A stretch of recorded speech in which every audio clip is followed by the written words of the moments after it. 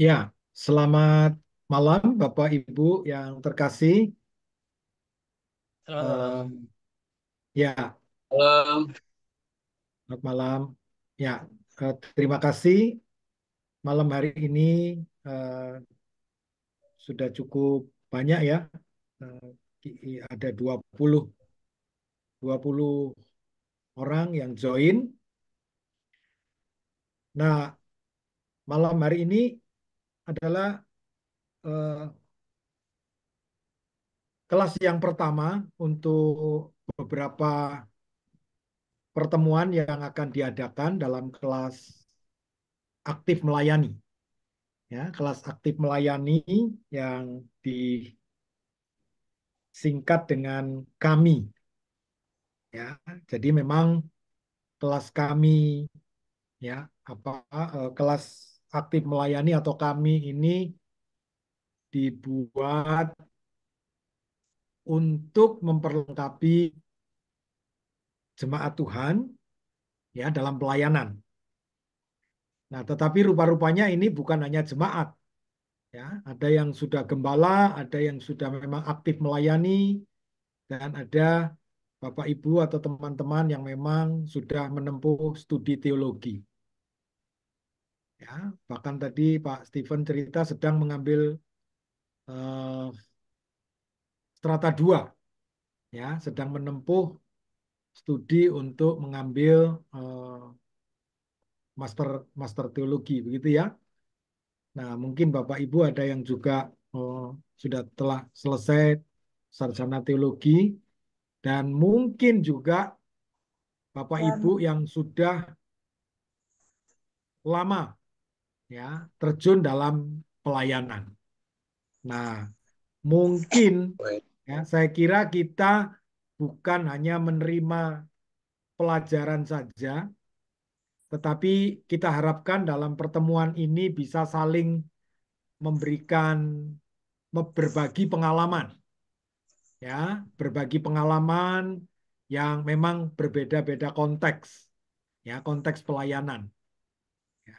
Nanti bisa menceritakan ya pada poin-poin tanya jawab atau ada diskusi dan lain sebagainya, nanti diperkaya dengan pengalaman Bapak Ibu dalam pelayanan yang mungkin akan lebih memperlengkapi materi yang akan disajikan. Nah, ini nanti yang membuat kita juga dalam dalam kelas ini akan diperkaya. Ya, jadi mohon Bapak Ibu jangan jangan pasif saja, ya, jangan pasif saja karena kemungkinan ada hal-hal yang mungkin di luar hal yang eh, saya tidak tahu atau Bapak Ibu yang lain juga tidak tahu, tapi ada satu pengalaman dan hal-hal yang membuat kita semakin termotivasi ya dengan pelayanan yang Bapak Ibu eh, lakukan, ya, kerjakan bagaimana Tuhan itu berkarya dalam pelayanan Bapak Ibu masing-masing. Ya, nah, eh, kenapa ada kelas ini sebenarnya adalah mau tidak mau bahwa gereja itu kan harus menjalankan amanat, ya, harus menjalankan amanat agung Tuhan, ya, untuk memuridkan. Jadi karena ini adalah tanggung jawab gereja dan tugas gereja, ya, dimanapun berada gereja itu harus membawa tugas wajib atau amanat agung yang harus dikerjakan. Salah satunya adalah bagaimana eh, memuridkan, menjadi semua orang untuk menjadi murid. Nah, itu yang harus disadari oleh setiap orang Kristen bahwa dirinya adalah seorang murid, ya, dan orang yang sudah belajar juga harus memuridkan dan saling memuridkan. Demikian terus akan terjadi dimuridkan untuk memuridkan, gitu ya, dimuridkan untuk memuridkan, dan itu berkelanjutan. Ya. Nah, kemudian mengapa dalam konteks pelayanan? Ya, karena salah satu yang menjadi panggilan kita adalah melayani. Ya, melayani ini bukan talenta, ya. Melayani ini bukan talenta, tetapi melayani ini adalah panggilan setiap orang yang menjadi murid Kristus. Kalau kita berpusat pada Kristus, ya, kalau Kristus itu menjadi center daripada kehidupan orang Kristen atau kehidupan gereja, maka melayani itu menjadi panggilan utama. Karena Tuhan mengatakan, aku datang bukan, ya, anak manusia datang bukan untuk dilayani, tetapi anak manusia itu datang untuk melayani dan memberikan nyawanya bagi tebusan bagi banyak orang. Ya, itu yang harus mendasari mengapa kita harus belajar, karena kita harus jadi murid dan ditugaskan untuk memuridkan. Kemudian kenapa kita harus belajar untuk melayani? Karena itu sebagai panggilan yang harus diperlengkapi supaya pelayanan kita itu kepada Sang Tuhan itu menjadi berkenan. Nah, kira-kira itu saja yang saya bisa sampaikan di awal kelas kita. Dan saya ucapkan terima kasih Bapak Ibu yang sudah bersama-sama eh, masuk di dalam grup kami ini, ya, kelas aktif melayani, dan malam hari ini bisa join, dan saya harap partisipasinya untuk bisa memperkaya setiap pertemuan kita, ya. Dan malam hari ini materi akan disampaikan oleh Pak Tim, ya, dan kita akan mulai kelas kita di dalam doa. Mari kita berdoa. Bapa di dalam sorga, terima kasih malam hari ini kami mengucap syukur. Kami sungguh berterima kasih karena waktu yang Tuhan sediakan bagi kami. Dan biarlah kerinduan kami, komitmen kami untuk terus rindu mengenal Engkau melalui setiap pembelajaran apapun yang kami bisa pelajari, dan kami mengucap syukur atas panggilan Tuhan di mana Tuhan memanggil kami, dan Engkau yang terus menopang kami dengan kasih, kemurahan, dan kuasa-Mu untuk kami diperkenan dan boleh dilayakkan untuk boleh melayani Tuhan, Allah dan Juru Selamat kami. Tuhan yang sempurna, Tuhan yang berkuasa, Tuhan yang kami layani dalam kehidupan kami. Oleh sebab itu, dalam keterbatasan kami, dalam kelemahan kami, tolonglah kami ya Tuhan, biarlah kami boleh terus diperlengkapi di dalam kehidupan kami, sehingga kami boleh melayani Tuhan dengan sebaik-baiknya. Kami mengucap syukur, dan malam hari ini kami menyerahkan hamba-Mu, Bapak Pendeta Timotius Widodo, yang akan menyampaikan materi, dan semua yang hadir malam hari ini kiranya berkati dengan hikmat-Mu, sehingga dalam waktu yang ada kami boleh pakai untuk mendengarkan pemaparan materi dan diskusi yang kami akan eh, jalani, sehingga melalui setiap diskusi yang ada kami boleh diberkati melalui saudara-saudara kami yang memiliki pengalaman di dalam pelayanan dan konteks pelayanan di mana gereja-gereja dan tempat-tempat di mana saudara-saudara kami Tuhan percayakan untuk melayani Engkau. Terima kasih Tuhan, kami serahkan waktu kami ke depan untuk kami boleh bersama-sama berada di dalam kelas aktif melayani ini. Tuhan yang memberkati pertemuan kami yang pertama ini, dan waktu-waktu yang akan datang kami juga boleh diberkati. Kami menyerahkan kelas kami di dalam nama Bapa, Putra, dan Roh Kudus. Amin. Saya persilakan Pak Tim. Ya, terima kasih Bapak Pendeta Bambang Hari Wahyudi, Gembala GBI Graha Family Surabaya, saudara-saudara. Terima kasih sudah memberikan pengantar dan doa.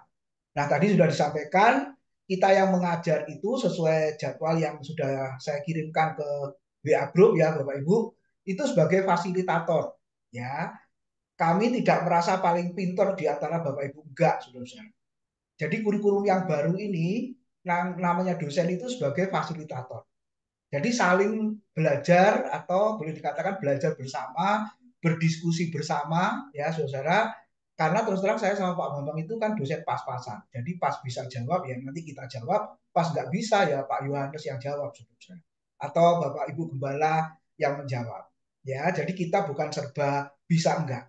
Kita belajar bersama-sama. Tadi sudah disampaikan ya. Nah, nanti bisa langsung bertanya atau melalui chat room ya. Silakan Bapak Ibu Saudara. Oke, jadi terima kasih sekali lagi buat keikutsertaan Bapak Ibu. Ini di layar saya dua layar nih akhirnya. 38 yang join, saudara. Mungkin akan nambah lagi ya. Puji Tuhan. Nah, saya berharap ini bukan hanya hari pertama banyak, lalu hari kedua, ketiga, sampai terakhir 12 kali pertemuan tinggal saya sama Pak Bambang. Jangan ya. Ya, kami berencana nanti ada e-sertifikatnya, Bapak Ibu. Ya, ada e-sertifikatnya. Jadi kalau Bapak Ibu ikut terus, itu akan, kalau Bapak Ibu perlu e-sertifikat, nanti kita buatkan. Nah, ada beberapa yang izin saya, khusus malam ini nggak bisa. Nanti Selasa depan mereka bisa join. Oke, terima kasih sekali lagi. Nah, lalu Bapak Ibu, saya berharap ya Bapak Ibu semua punya harapan ya, punya harapan mengikuti kelas kami itu. Jadi kelas aktif melayani, saudara. Oke, izinkan saya share screen dulu, Bapak Ibu Saudara. Nah, jadi harapan ikut kelas kami ini apa? Ya, perwakilan saja ya, Bapak Ibu ya, enggak semua. Kalau semua nanti menjawab, waktunya habis, gitu ya. Oke, yang belum pernah melayani sama sekali, kemudian harapannya ikut kelas ini apa? Silakan. Ada yang belum pernah melayani sama sekali, kemudian ikut ini, harapannya apa? Oh, berarti nggak ada nih. Semua sudah melayani, Bapak Ibu ya. Puji Tuhan. Oke ya, ada yang belum pernah melayani tapi ikut kelas ini. Apa kira-kira harapannya apa, saudara? Saya Pak Tim. Oh ya, Bu Yudhistia, silakan. Saya mau tanya dulu. Mungkin tadi karena saya sedikit terlambat ya. Maksudnya melayani di sini ini sampai seberapa? Jadi apakah eh, harus menginjil atau harus melakukan atau sampai seberapa pengertiannya itu, Pak? Ya, puji Tuhan. Terima kasih Bu Atau, Yudhistia. Tadi di awal Pak Bambang sudah menyampaikan di pengantar bahwa melayani itu bukan apa talenta ya, atau istilahnya aku senang melayani A, akhirnya aku melayani. Itu sebenarnya kalau senang melayani itu adalah menyalurkan hobi dan senang. Saudara punya hobi, kemudian disalurkan senang, bukan ya saudara-saudara. Jadi batasan melayani itu untuk semua orang percaya. Nah, melayaninya apa? Ya dalam segala bidang ya, Bapak Ibu. Pelayanan itu kan sangat luas. Ya, di sini ada yang gembala, puji Tuhan. Lalu ada yang dosen juga, saudara. Akhirnya konotasinya apa? Memberitakan Injil, berkhotbah. Mungkin orang berkata itu melayani. Terus ada yang mimpin pujian, main musik, ya saudara. Ada juga saya diinfo yang perintisan jemaat ini, puji Tuhan. Yang perintisan jemaat ikut. Nah, itu melayani, itu juga bagian dari melayani. Terus apalagi saudara yang kita pikirkan tentang pelayanan? Nah, jawabannya Bu Yudhistia di materi yang akan disampaikan. Ya, jadi semoga materi ini nanti saudara sampai 12 kali pertemuan itu menjawab pertanyaan Bu Yudhistia. Gitu ya. Jadi bukan hanya yang di panggung atau yang di mimbar atau yang di gereja, tapi apapun yang kita lakukan. Tuhan mengatakan apa? Kalau kita melakukan segala sesuatu kepada salah seorang dari saudaraku yang paling hina ini, kamu telah melakukannya untuk aku. Nah, kata melakukan kepada seorang yang paling hina itu kan artinya melayani. Nah, kita lihat ya dalam konteks Matius 25 itu kan luas pengertiannya. Memberi makan. Nah, ini ada yang ikut jadi tim pelayanan diakonia. Ya, memang urusannya memberi makan, memberi sesuatu kepada orang yang membutuhkan. Ya, saudara. Itu kan juga pelayanan. Ya, Bapak Ibu. Terus apalagi? Nah, tadi ada yang apa? Info soal buku. Nah, pelayanan literatur, menulis buku, membuat buku, itu juga pelayanan. Pak Bambang membuat lagu, saudara-saudara, nah, belum dirilis ya Bapak Ibu ya. Itu juga pelayanan. Lagu yang memberkati dan menguatkan banyak orang. Ya, apalagi saudara, pelayanan anak. Nah, yang kadang gereja juga kurang memperhatikan ya. Yang penting orang-orang tua Pak anak-anak eh, biarin aja. Oh enggak, saudara. Nah, nanti juga ada materi tentang pelayanan anak. Jadi intinya di kelas kami ini benar-benar Bapak Ibu semua kita saling belajar, memperlengkapi diri, bahkan juga kita saling diperlengkapi. Ya, itu ya Bu Yudisia. Jadi saya harap gambarannya ini tahu, saudara, bahwa pelayanan itu apa? Pelayanan itu sangat luas. Apapun yang kita lakukan, ya saudara, kepada Tuhan. Nah, tapi dalam bentuk apa? Ya, terhadap sesama. Ya, kita melakukan segala sesuatu terhadap sesama, saudara, kita mengatakan itu sama seperti melakukannya untuk Tuhan. Ya, oke. Lalu Bapak Ibu kita bisa melihat, nah ini materinya ya Bapak Ibu. Jadi sampai berakhir 30 April besok. Ya, hari ini syarat utama pelayan kelahiran baru. Nah, itu apa? Kita akan bahas. Lalu minggu depan apakah pelayanan itu? Nah, ini semoga menjawab pertanyaan Bu Yudhistia.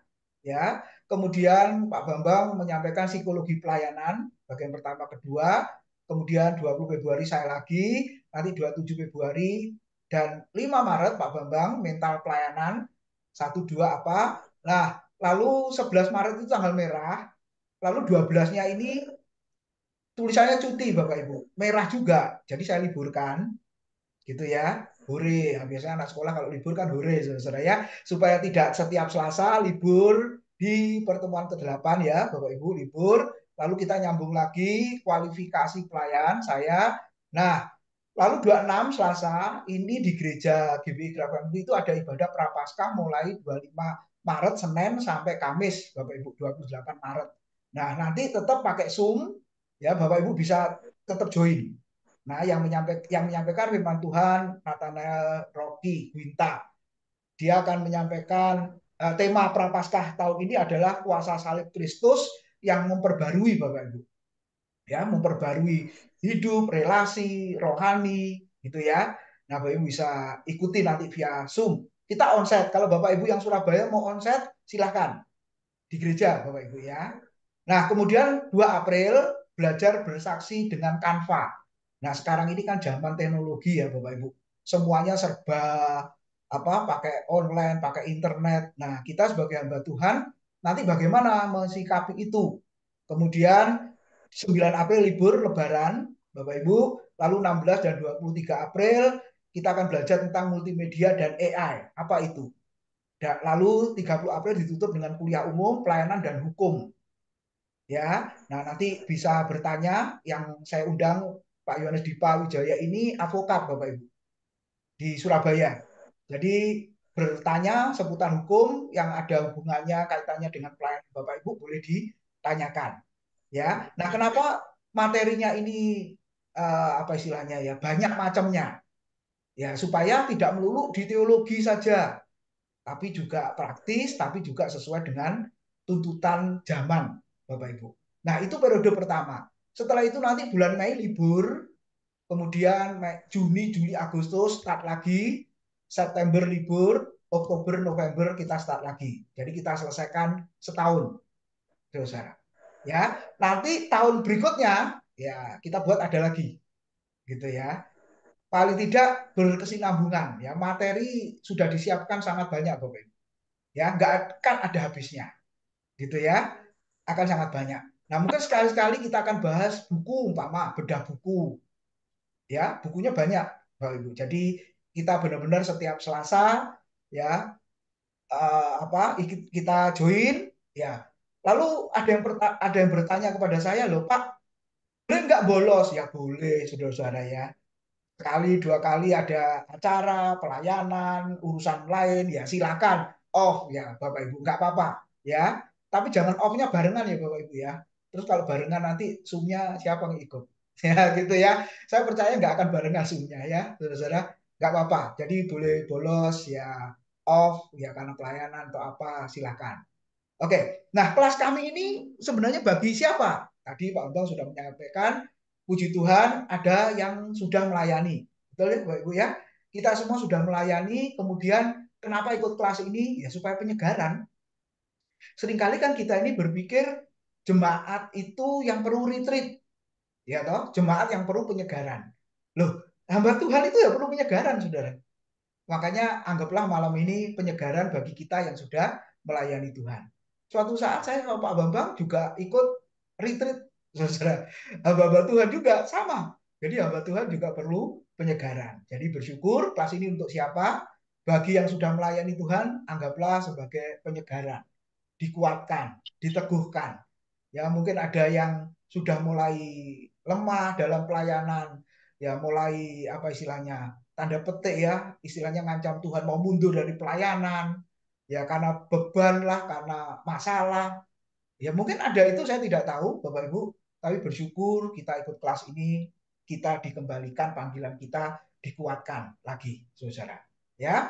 Lalu yang kedua, bagi yang akan melayani. Nah, mungkin ada di antara kita yang akan melayani, anggaplah materi ini, tadi ada yang minta, Pak materinya nanti diberikan, pasti diberikan. Bentuk PDF supaya bisa print, ya seperti Bu Yustia minta bentuk PDF, oke nanti kita bentuk PDF kan. Lalu anggaplah sebagai manual book Bapak Ibu. Kalau Bapak Ibu beli sepeda motor, beli mobil, ada manual booknya nggak? Beli kulkas, ya, beli alat elektronik, ya, saudara, beli komputer, beli apa saja. Ada buku panduannya kan, saudara. Nah, tujuannya apa buku panduannya itu? Apa hanya diletakkan begitu saja? Kan tidak.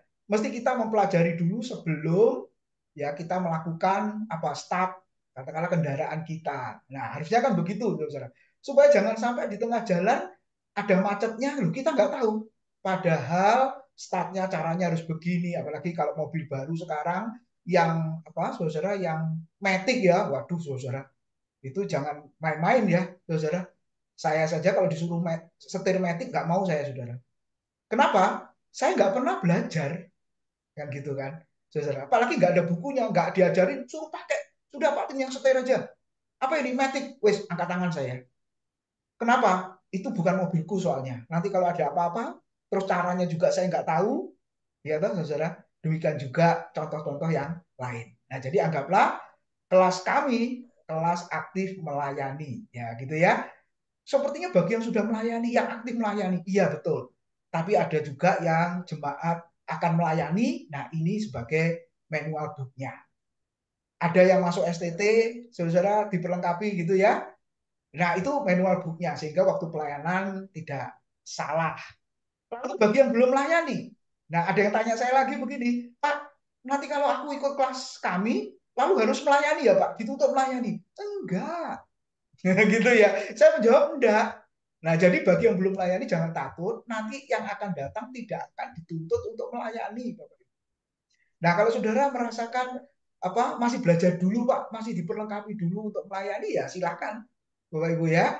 Jadi kita nggak memaksa itu, ya. Tapi saya berharap ketika Bapak Ibu ikut kelas ini di gereja masing-masing, kemudian mau melayani. Nah, itu harapan saya, Bapak Ibu ya, memperlengkapi Bapak Ibu semua untuk melayani Tuhan lebih baik lagi. Nah, sebelum masuk lebih lanjut, saya kasih ayat Roma 10 ayat 1 sampai 3. Ya, Bapak Ibu perhatikan di situ. Roma 10 ayat 1 sampai 3. Saudara-saudara, kerinduan hatiku dan doaku kepada Allah ialah supaya mereka diselamatkan. Ini perkataan dari Paulus ya. Kerinduan Paulus dan doanya Paulus adalah supaya mereka siapa ini? Konteksnya kalau Bapak Ibu baca, nah ini ada mahasiswa saya yang setiap satu belajar hermeneutika, seni menafsir Alkitab. Kita belajar konteks dekat, konteks jauh, konteks antar perjanjian. Nah, yang dimaksud mereka ini siapa? Gitu ya. Nah, jelas mereka ini adalah bangsa Yahudi, bangsanya Paulus, saudara. Jadi Paulus punya kerinduan dan doa supaya bangsa Yahudi saudaranya itu dikatakan Alkitab supaya diselamatkan. Lalu ada dua sebab, aku dapat memberi kesaksian tentang mereka bahwa mereka, perhatikan, sungguh-sungguh giat untuk Allah, tetapi tanpa pengertian yang benar. Nah, mungkin ada yang punya harapan, saudara, istilahnya ini, saya ini sungguh-sungguh giat untuk Allah, tapi nggak ngerti caranya. Mungkin ada ya. Aku ini disuruh melayani Pak sama gembala, disuruh melayani sama majelis atau penatua, tapi nggak ngerti caranya melayani itu bagaimana. Ya berbahagialah Bapak Ibu yang ikut, karena saudara nanti diperlengkapi, gitu ya. Jadi ada orang yang giat melayani sungguh-sungguh, tapi tanpa pengertian yang benar. Maksudnya pengertian yang benar ini sesuai Alkitab ya, sesuai manual booknya apa enggak, saudara? Sebab kenyataannya apa? Ayat yang ketiga. Sebab oleh karena mereka tidak mengenal kebenaran Allah dan perhatikan, berusaha untuk mendirikan kebenaran mereka sendiri. Mereka tidak takluk kepada kebenaran Allah. Jadi yang tidak mau diperlengkapi, yang tidak mau belajar, yang tidak mau mempelajari manual booknya, kalau kita orang Kristen pelayan Tuhan itu adalah Alkitab, nah itu kan manual booknya Alkitab, Bapak Ibu ya, walaupun sekarang ada elektronik ya, Bible-nya, berarti melayani dengan pengertian sendiri. Betul enggak? Dengan kebenaran sendiri. Dianggap cocok, dianggap benar, dianggap baik, pokoknya aku senang melayani, ya sudah. Mungkin ini yang benar. Loh, belum tentu, saudara. Nah, saya berharap kita bisa melihat di sini ya, kita giat melayani, sungguh-sungguh melayani, semangat serius melayani, tapi dengan pengertian yang benar. Ya, di kelas seni menafsir itu ada yang mengatakan, waduh selama ini sesat saya Pak. Ada yang menjawab begitu ya, saudara. Lalu saya mengatakan, enggak, Bapak Ibu enggak sesat, tapi belum tahu. Ya toh, saudara, belum tahu. Makanya kita belajar ikut kelas diberi tahu. Ya, oke. Jadi ini menjadi pegangan kita. Kita harus sungguh-sungguh giat untuk Allah, melayani Tuhan, tapi harus dengan pengertian yang benar dan bukan pengertian kita sendiri. Nah, sekarang kita masuk ke materinya ya Bapak Ibu ya. Nah, di situ saya kasih judul syarat pelayan. Ini yang nggak boleh diganggu-gugat adalah aku harus lahir baru. Saya singkat AHALU. Ya, untuk mengingat saja ya, ahalu. Aku harus lahir baru. Kok harus, Pak? Mungkin saudara bertanya, siapa yang mengharuskan? Apakah saya mengharuskan nantinya? Enggak, Bapak Ibu. Apakah hamba-hamba Tuhan lain yang mengharuskan? Atau siapapun yang mengharuskan? Siapa, saudara? Mari kita lihat. Siapa yang mengharuskan bahwa saya dan saudara harus lahir baru? Orang percaya saja bukan sekadar percaya, tapi harus lahir baru. Apalagi yang melayani Tuhan harus lahir baru. Siapa yang mengharuskan? Coba kita baca Yohanes pasal 3, ayat 1 sampai 12. Kita yang sangat terkenal ya, percakapan Yesus dengan seorang tokoh agama Yahudi yang namanya Nikodemus. Adalah seorang Farisi yang bernama Nikodemus, berarti kan seorang pemimpin agama Yahudi.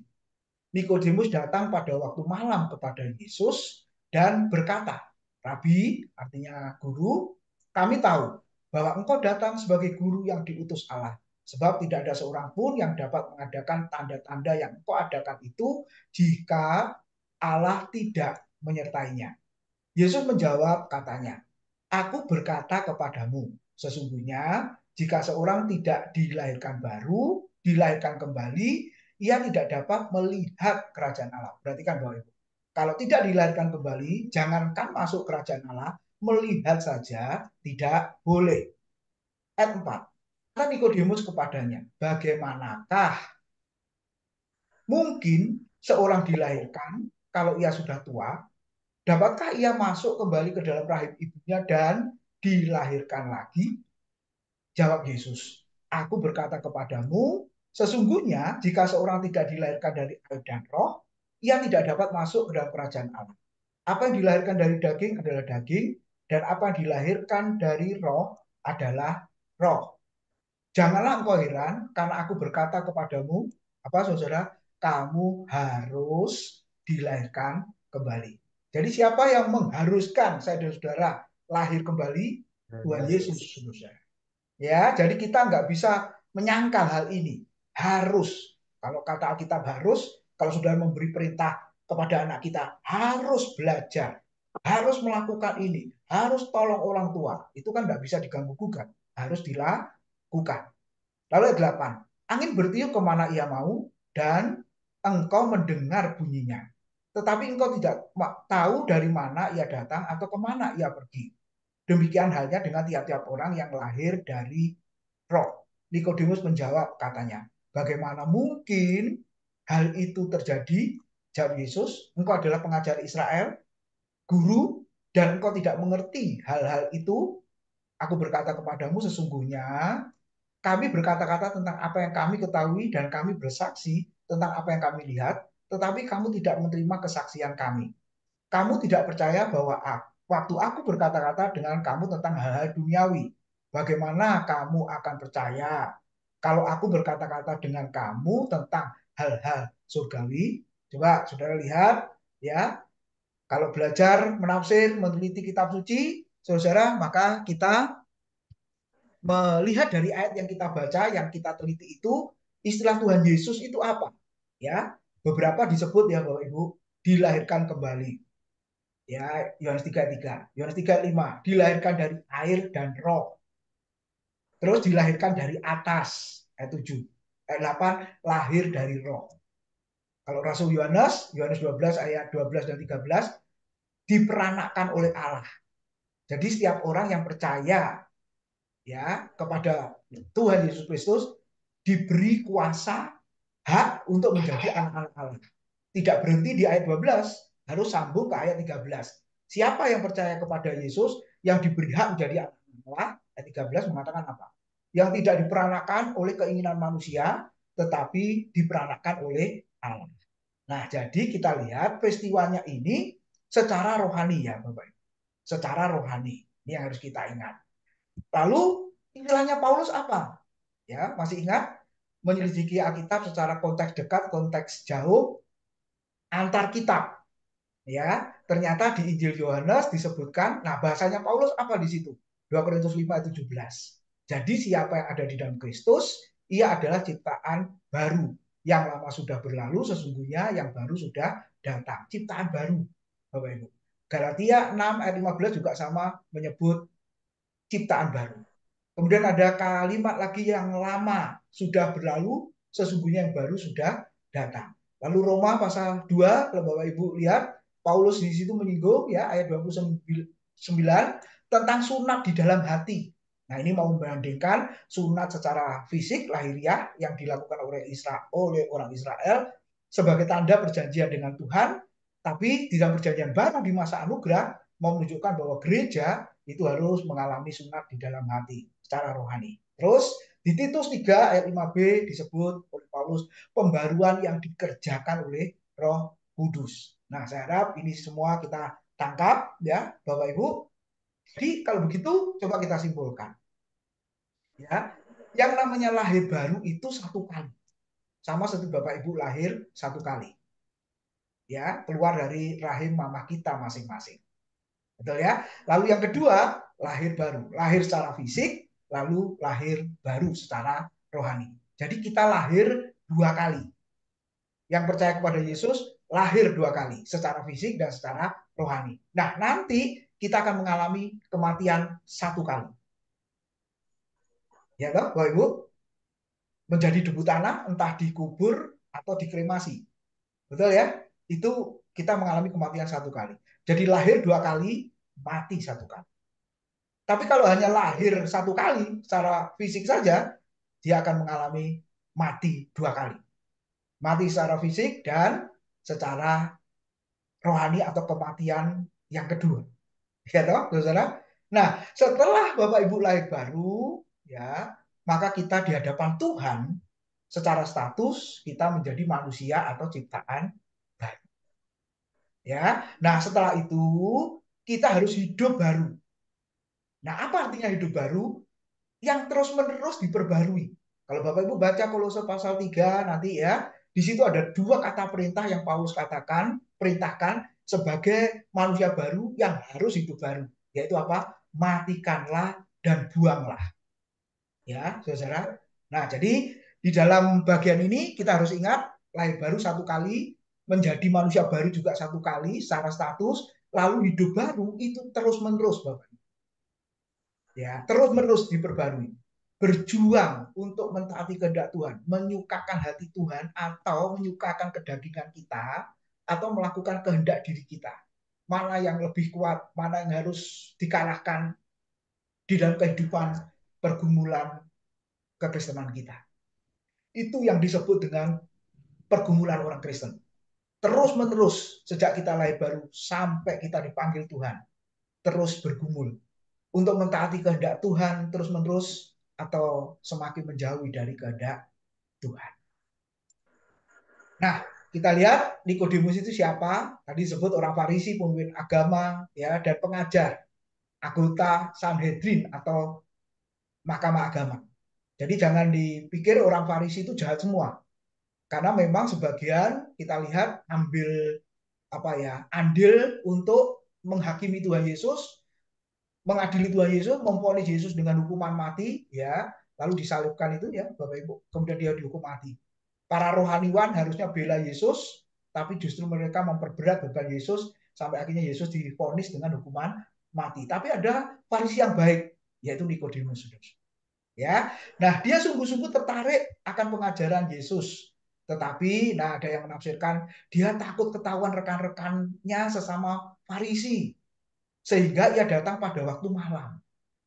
Ya toh, saudara, memang betul, gengsi sekali, bahkan takut dikucilkan, karena ada ayat mengatakan mereka lebih suka dihormati manusia, ya, mencari kehormatan manusia daripada mencari kehormatan Allah. Nah, itu orang Farisi, saudara. Ya, jadi kalau ada orang Kristen melayani tapi lebih senang dihormati manusia, ya itu Farisi-Farisi akhir zaman, saudara ya. Saya harap kita bukan itu ya. Nah, lalu waktu malam itu sebenarnya ya bukan karena takut ketahuan rekan-rekannya, tapi menurut saya malam hari itu adalah waktu yang baik untuk belajar firman. Nah, seperti Bapak Ibu malam hari ini ya. Malam hari waktu yang baik untuk belajar firman. Sepanjang hari sudah bekerja, jam 5 pulang sampai rumah, ya toh, mandi, makan, kemudian belajar firman. Wah, itu luar biasa. Kalau yang lain berkata, wis kesel Pak, males Pak, wis tidur aja. Tapi Bapak Ibu berkomitmen untuk belajar, wah itu luar biasa. Ya, dan kita bersyukur, kita percaya malam hari adalah waktu yang baik untuk belajar firman, waktu yang baik untuk berdoa, ya.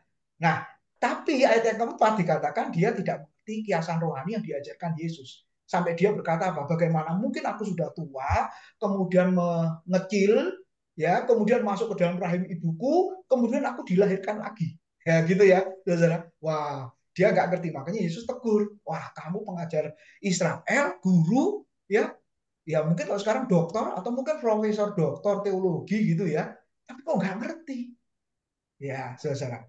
Nah, kemudian lihat, ketika malam itu dia berdiskusi dengan Yesus tentang kelahiran baru, setelah itu pasal 4, pasal 5, pasal 6 kita nggak pernah membaca lagi kisah Nikodemus.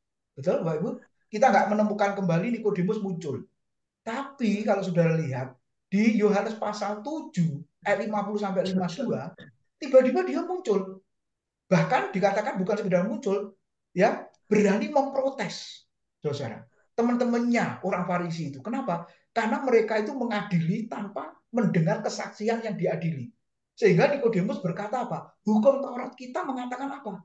Orang harus dengar kesaksiannya, barulah kita memutuskan hukuman atau mengadili memutuskan hukuman.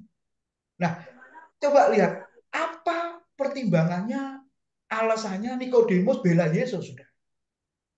Betul enggak? Nah, pasti di Yohanes pasal 3 itu pengalaman yang luar biasa. Dan saya percaya Bapak Ibu ya, Nikodemus di Yohanes pasal 3 itu masih benih, ya, benih firman, ya istilahnya yang ditaburkan oleh Yesus, tapi di pasal 7 muncul lahir. Buktinya apa? Dia bela Yesus. Dan terakhir apa klimaksnya Bapak Ibu? Tapi sayang Yesus sudah mati ya. Dia akhirnya membawa banyak rempah-rempah untuk ditaburkan ke tubuh atau ke mayat Yesus. Jadi Bapak Ibu, orang yang sudah lahir baru pasti mau menjadi murid. Jadi bukan sekedar percaya Yesus. Kalau saudara yang gembala katakanlah membuka gereja, coba Bapak Ibu teliti ya, ibadah raya, ibadah umum yang hadir berapa, kemudian ibadah pemahaman Alkitab yang hadir berapa. Banyak yang mana, saudara-saudara? Ya kan? Banyak yang mana? Pasti banyak ibadah umum, Pak. Tapi kalau ibadah pemahaman Alkitab atau Bible study, aduh, paling yang datang hamba tuh keluarga pastori, kemudian dengan majelis atau pengurus atau pelayan Tuhan gitu saja. Tapi yang lain mana? Gitu ya. Ya kalau pengurusnya pelayan Tuhannya banyak ya mungkin tetap banyak Bapak Ibu. Tapi kalau hanya sedikit, katakanlah, saya masih ingat di gereja saya waktu kecil di Kediri ya Bapak Ibu. Ibadah umum tuh yang datang 60-70, saya ingat. Tapi waktu pemahaman Alkitab biasanya hari Jumat, aduh, yang datang itu hanya 8-10. Gembala, ibu gembala, anaknya 4, kemudian ada pengerja 1, kemudian saya pemain musik, guru sekolah minggu, ya nggak sampai 10 saudara-saudara. Gitu ya. Itu dari tahun ke tahun, saya ingat. Dari SMP sejak lahir baru, saudara, ikut Bible study sampai SMA, lalu saya sekolah ke Surabaya, saya ingat saudara, setiap ibadah pemahaman Alkitab tidak sampai 20-30. Ya, waduh saudara-saudara. Kenapa? Ini pertanyaannya. Harusnya kelahiran barunya dipertanyakan, Bapak Ibu ya. Nah, harusnya orang yang sudah lahir baru pasti semangat. Seperti Nikodemus mau menjadikan dirinya sebagai murid Kristus. Dan bukan hanya sebagai murid, tapi juga akhirnya sebagai pengajar. Jadi dimuridkan untuk memuridkan. Saudara. Ya, jadi kita nggak cukup dimuridkan terus. Nah, terus kapan kita memuridkan orang lain? Atau dengan kata lain sebagai guru kapan? Bapak Ibu. Ya, jadi tim yang ngajar di tempat kita ini puji Tuhan ya Bapak Ibu ya, jemaat yang sudah dimuridkan kemudian bisa mengajar. Nah, gitu ya. Nah, ini kerinduan ya. Bapak Ibu boleh lakukan itu di gereja masing-masing. Ya, jadi bukan dimuridkan terus tapi ada saatnya mereka juga memuridkan. Oke, sedikit lagi setelah itu kita berdiskusi ya. Kalau boleh ditanya, apakah kita sudah lahir baru? Apakah saudara sudah lahir baru? Ya, yang tahu saudara. Orang lain nggak bisa tahu, saudara. Lalu kapan? Gitu ya. Terus tandanya apa? Terus mengapa harus lahir baru? Tadi sudah dijawab. Kalau nggak lahir baru, jangankan masuk kerajaan surga. Lihat saja, nggak boleh. Tanpa kelahiran baru, tidak mungkin hidup baru. Apalagi jadi pelayan Tuhan. Amin, saudara. Tanpa kelahiran baru, tidak mungkin orang itu menjadi manusia baru, bahkan hidup baru. Apalagi jadi pelayan Tuhan. Kalau orang model ini jadi pelayan Tuhan, Bapak Ibu, pelayanan itu jadi rusak, gereja itu jadi rusak, pekerjaan Tuhan bisa rusak, dilayani oleh orang-orang yang tidak pernah bertobat, tidak pernah hidup dalam perubahan. Kenapa? Karena memang nggak pernah dilahirkan baru, nggak pernah menjadi manusia baru, apalagi dia hidup baru, terus hidup lama, Bapak Ibu. Nah, kalau orang seperti ini, apakah bisa melayani? Enggak, Bapak Ibu. Mungkin orang senang pelayanannya bagus, tapi kalau dia nggak bertobat, nggak berubah, dengan kata lain nggak pernah mengalami kelahiran baru, pasti Tuhan akan berkata, nyala dari hadapanku ya kamu sekalian, pembuat kejahatan karena aku sama sekali tidak pernah mengenal kamu. Wah ini kan mengerikan ya, saudara-saudara. Seringkali ayat itu dipakai oleh ya hamba Tuhan. Pernah mahasiswa saya ketakutan dengan ayat itu, Matius 7 ayat 21 sampai 23. Jangan-jangan nanti aku ditolak oleh Tuhan, Pak. Loh, sebentar. Baca itu ayat sebelumnya konteksnya. Yesus ngomong apa? Saya suruh baca ayat sebelumnya. Oh, nabi palsu ternyata. Nah, Bapak Ibu, hamba Tuhan palsu apa hamba Tuhan sejati? Hamba Tuhan yang sudah dilahirkan baru apa belum? Kalau belum, di hadapan Tuhan jahat. Jadi Tuhan berkata, nyala di hadapanku, hei kamu sekalian pembuat kejahatan karena aku tidak pernah kenal kamu. Ya, saudara. Nah, saya berharap kita jadi hamba Tuhan yang benar, ya, yang sejati. Nah, mengapa harus lahir baru? Sampai Tuhan berkata kepada Nikodemus. Lihat ya, karena orang Farisi itu punya pemahaman seperti ini, Bapak. Yang pemahamannya juga diakui oleh agama, kepercayaan, keyakinan apapun. Coba perhatikan. Kejatuhan dalam dosa bukan hal yang serius. Karena dalam diri manusia masih ada unsur yang baik. Ya, Bapak pernah dengar istilah ini? Dalam diriku loh masih ada yang baik. Walaupun suamiku jahat loh, tapi dia masih ada baiknya kok. Pernah dengar gitu gak? Walaupun istriku jahat loh, tapi ada baiknya kok. Pernah dengar? Walaupun sama keluarga sendiri itu jahat, tapi sama orang lain dia baik. Pernah tidak kita mendengar begitu? Sama keluarganya sendiri nggak beres, tapi sama orang lain luar biasa baiknya. Sama keluarga sendiri pelit plus medit, tapi sama orang lain kok royal. Pernah dengar begitu nggak? Saudara-saudara. Tapi coba lihat ya, dalam diri manusia ada yang baik, jadi nggak perlu lahir baru. Nah itu konsepnya orang Farisi, Nikodemus. Makanya Yesus mengajarkan itu. Lalu yang kedua, nah ini saudara-saudara, ada sesuatu yang baik itu, makanya tidak perlu lahir baru. Sebab perbuatan baiknya akan semakin meningkat dengan ketaatan melakukan hukum Taurat. Saya teringat murid saya, salah satu atau salah dua menjawab ini Bapak Ibu. Ketika saya suruh buat apa itu, flyer kematiannya ya. Jadi kamu mau mati umur berapa? Buat flyernya. Seperti yang Bapak Ibu temui di Adiasa atau di rumah duka itu loh Bapak Ibu ya. Lahir sekian, kemudian meninggal ya sekian gitu ya, dalam usia sekian. Ada yang menulis itu meninggalnya 100 lebih. Ya, saudara-saudara ya, 150 tahun kalau nggak salah. Lalu saya tanya, kamu kok umurmu mau panjang sekali 150 tahun? Yang lain aja 60, ada yang 65, ada yang 70, ada yang 80, bahkan ada yang 90 sudah. Paling tua ini. Kamu kok 100 lebih? Iya, Pak. Supaya apa? Ya, karena dia bukan orang Kristen. Dia menjawabnya ini. Supaya sepanjang tahun itu, Pak, aku melakukan perbuatan baik sehingga perbuatan baik itu menutupi perbuatan jahatku. Supaya setelah mati, aku diterima oleh Tuhan. Dia ngomong gitu, saudara. Lalu saya tanya lagi, apakah kamu jamin kalau kamu dikasih umur 150 tahun, kemudian perbuatan baikmu itu akan menutupi perbuatan jahatmu? Nggak yakin juga, Pak. Loh, kenapa kamu nggak yakin? Karena memang pada dasarnya manusia itu jahat, Pak. Nah, dia ngomong gitu, saudara. Nah, makanya kita lihat, saudara, sorry, ya, kata Alkitab, ya, sedikit lagi ya, Bapak Ibu. Apa kata Alkitab itu? Nah, kalau saudara baca Roma pasal yang ketiga, ternyata kata Alkitab apa? Manusia itu sudah berdosa terus total. Dari ujung rambut sampai telapak kakinya. Benar? Pikirannya jahat, tidak ada seorang pun yang mencari Tuhan, kerinduan untuk datang pada Tuhan. Itu nggak ada. Nah, termasuk Nikodemus, termasuk saya dan saudara, dulu sebelum dilahirkan baru, kita hidupnya bukan hanya di dalam perbuatan, di pikiran, di hati, ya, di perkataan, Bapak Ibu Saudara, kita jahatnya minta ampun di hadapan Tuhan. Kebenaranmu seperti kain kotor, kata kitab Yesaya. Nah, kalau seperti itu, Bapak Ibu, apa yang kita banggakan di hadapan Tuhan? Makanya harus dilahirkan baru. Supaya apa, saudara? Yang dihidupkan apanya? Gairah, semangat itu loh, Bapak Ibu, untuk kembali lagi kepada Tuhan. Saya akan akhiri ini slide yang terakhir, setelah itu kita diskusi ya. Jadi kalau begitu, kelahiran baru itu apa? Hanya sekedar pemahaman, pengertian? Tidak. Tapi apa? Pengalaman. Harus dialami, saudara. Jadi definisinya apa? Nah, sederhananya ini Bapak Ibu. Karya Roh Kudus, betul?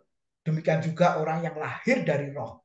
Angin bertiup kemana ia mau, kamu tidak tahu dari mana ia datang dan kemana ia pergi, tapi kamu bisa merasakan sejuknya, dinginnya angin. Betul? Apakah pernah di antara kita yang melihat angin, Bapak Ibu? Oh, itu pohon-pohon terbang. Nah, itu kan pohon yang terbang, Bapak. Lihat anginnya yang membawa pohon itu terbang, atau ranting itu terbang, atau genteng-genteng itu terbang. Beberapa hari ini Surabaya angin, terutama Surabaya Timur ya tempat saya Bapak Ibu, sampai genteng saya itu bunyi ya saudara. Hari ini tenang, gak hujan, tapi 2 hari kemarin itu saudara-saudara ya, kita tahu angin, tahu ada angin, iya tahu. Kenapa? Karena dingin. Saudara mungkin ada yang pakai AC atau kipas angin, ya saudara tahu kipasnya muter, tapi anginnya kelihatan enggak, tapi saudara merasa dingin, sejuk. Demikian juga orang yang lahir dari Roh. Betul ya? Nah, apa artinya membawa orang berdosa datang kepada Kristus? Walaupun saudara diinjili, dibawa orang untuk percaya Yesus, tapi kalau Roh Kudus, yaitu ayat-ayatnya ya, tidak membuka hati saudara, nggak mungkin saudara bisa datang kepada. Ya, Yohanes 6 ayat 35 sampai 37, ayat 44 mengatakan apa? Tidak ada seorang pun datang padaku kalau tidak didorong ya atau ditarik oleh Bapakku yang di surga. Nah, jadi saudara bersyukur dapat anugerah membawa saudara orang berdosa datang kepada Tuhan. Yang kedua apa? Mengaku Yesus adalah satu-satunya Tuhan dan Juru Selamat. Ya, 1 Korintus 12 ayat 3, Lukas 2 ayat 11, malaikat juga mengatakan, Paulus juga mengatakan tidak ada seorang pun yang bisa berseru Yesus adalah Tuhan selain Roh Kudus. Jadi kalau ada hamba Tuhan mengatakan Yesus bukan juru selamat, ya suruh ikut kelas ini sebenarnya. Gitu ya. Oke, setelah itu apa? Bertobat. Apa arti bertobat di situ? Ada perubahan hidup, ya perubahan karakter, sifat, saudara. Jadi pertumbuhan itu kita yang mengusahakan. Ya, buah roh itu kita yang mengusahakan, Bapak Ibu. Ya, buah roh itu karakter Kristus sebenarnya. Ya, jadi kita orang Kristen tujuannya seperti Kristus, diubah serupa dengan gambarnya, ya berarti kita harus sama seperti Kristus. Nah, ketika kita dilahirkan baru lalu kita menjadi anak-anak, Bapak Ibu, yang namanya anak kan harus mirip sama orang tua. Betul kan? Kita semua punya orang tua, kita mirip enggak dengan papa kita? Paling enggak wajahnya mirip enggak? Sampai ada di jemaat itu anaknya mirip papanya, sampai saya ini berkata kalau ketemu kamu ini fotokopi papamu, saya bilang gitu. Memang mirip gitu ya. Tapi kalau ada yang mirip tetangga, ya bukan anaknya kalau begitu kan. Kalau kita melihat bayi baru lahir kan pasti berkata, waduh bibirnya mirip mamanya, cerewet, mungkin gitu ya. Hidungnya pesek kayak mamanya. Ada nggak yang berkata, loh bibirnya kok mirip tetangga? Wah bisa perang itu saudara-saudara ya. Berarti itu bukan anaknya. Nah jadi ada perubahan. Kemudian percaya Injil, ajaran primer ya tentang Kristus, anugerah itu ya Bapak Ibu. Nanti yang akan datang kita akan belajar. Nah, setelah itu apa? Percaya Tuhan dan sesama. Melayani Tuhan dan melayani sesama. Bergabung di gereja lokal, setia di situ, kemudian kita melayani. Orang yang sudah melayani pasti sudah dewasa. Kalau anak-anak nggak mungkin melayani. Anak-anak bisanya dilayani. Oke, sampai di sini dulu ya Bapak Ibu, silakan boleh bertanya, menanggapi, saya beri kesempatan. Silakan. Ada yang chat boleh atau langsung boleh Bapak Ibu. Wah, puji Tuhan loh, semua 46 ini yang join Bapak Ibu. Silakan, ayo gantian Bapak Ibu yang menyampaikan ya sesuatu pengalaman atau apa silakan kepada kita semua. Oke, saya serahkan Pak Bambang ya sekaligus jadi moderator Pak. Nanti gantian yang akan datang. Ya, baik, Bapak Ibu. Eh, materi sudah disampaikan.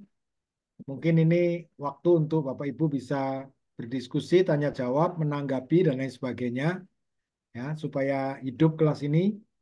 Saya persilakan kalau ada Pak Indrawan. Ya, malam Pak Bambang. Pak Ya, Bambang, malam Pak. tadi syarat utamanya orang yang sudah lahir baru dan orang yang sudah percaya. Nah, mereka pastinya menjadi anggota suatu gereja. Betul ya Pak ya? Ya, dengan sendirinya dia menggabungkan suatu gereja. Nah, di sana mereka melayani. Ya. Terus ada sesuatu hal, dia pindah. Dia pindah. Nah, kalau dia belum menggabungkan diri, bolehkah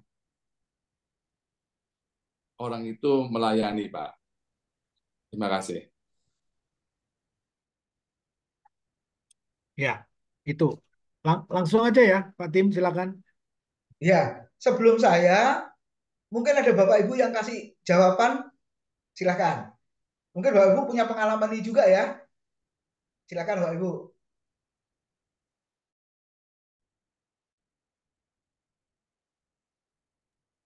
Jangan takut salah Bapak Ibu ya. Ini nggak ada ujiannya kok. Ayo silakan. Pak Zakaria mungkin punya pengalaman. Bisa diulangi Pak pertanyaannya Pak. Oh, Pak Edi ya. Iya. Oke, Pak Indrawan, silakan Pak diulang. Ya, anak Tuhan ini sudah percaya dengan sendirinya dia menjadi suatu anggota gereja A, ya. Mereka sudah melayani di gereja A. Ada sesuatu hal dia pindah ke gereja B.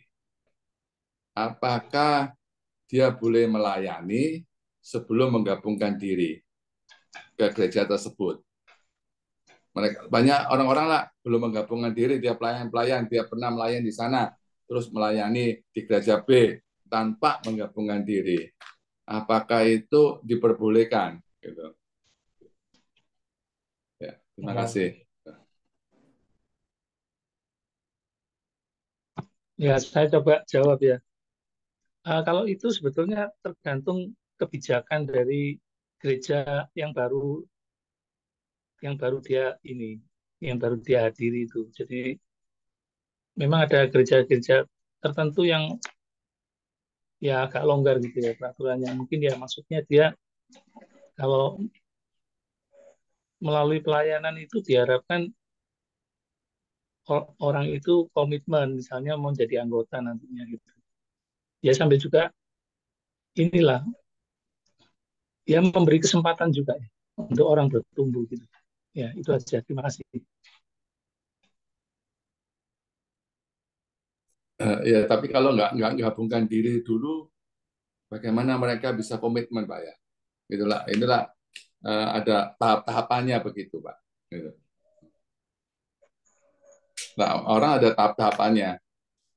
Mereka menggabungkan diri, dia beradaptasi, baru melayani gitu. Tapi lah ada orang-orang itu lah belum menggabungkan diri sudah ditunjuk melayani sudah oke jalan-jalan seperti anu. Saya rasa ya memang kalau Bapak ngomong itu keputusan daripada gereja ke gereja, tetapi kita ngomong disiplin disiplin lah ya, disiplin gereja gitu ya. Nah, penting gitu Pak. Terima kasih.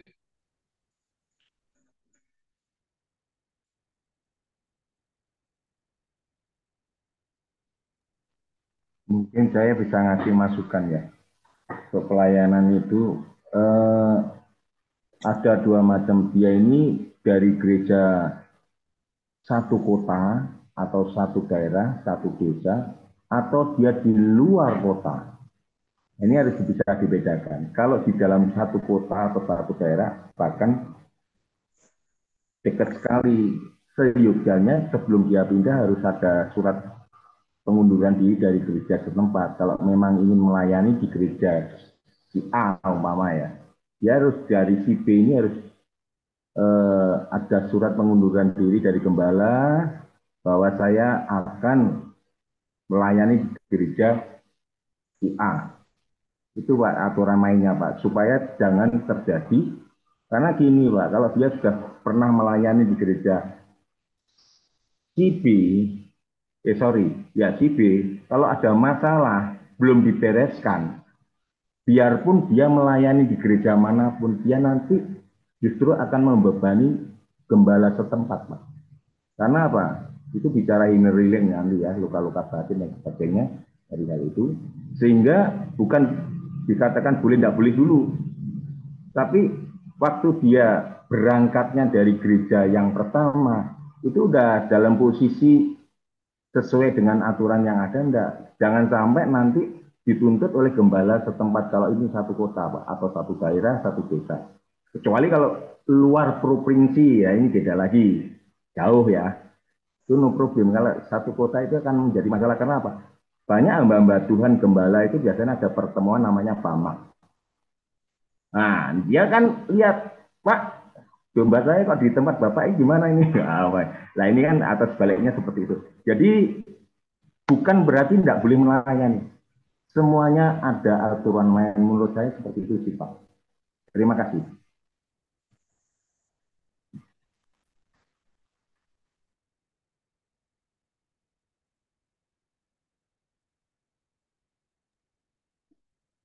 Ya, silakan. Ada yang lain? Nanti Pak Tim yang menyambung. Ada Bapak Ibu yang mau menanggapi pertanyaan ini? Shalom, Pak. Saya akan nambah sedikit tentang ya ini pengalaman saya ya. Waktu saya sebelum ikut Great Miracle, kan saya masih di gereja GPPS.